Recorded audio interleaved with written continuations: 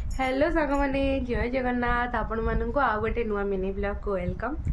आम दी जन रेडी है टाइम 9टा।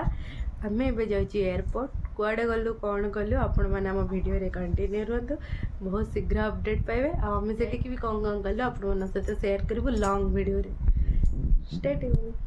घर बाहर के एयरपोर्ट जीवा टाइम रे ना आमे माने जति एक्साइटेड थिलु सेति डर भी लगुला। मु कहूँ तुमको डर लगुनि मते किंतु बहुत डर लगुच। तो फाइनल एमती मनरे खुशी डर भितर आम जाकि पहुँची गलु एयरपोर्ट रे पहुँची सारिकी आम आमर बोर्डिंग पास धरी बैग सब चेकिंग कर सारा पर आम जाकि पहुँचे आमर एंट्री पॉइंट रे से शुणिलु जे फ्लाइट डिले अच्छी बोली।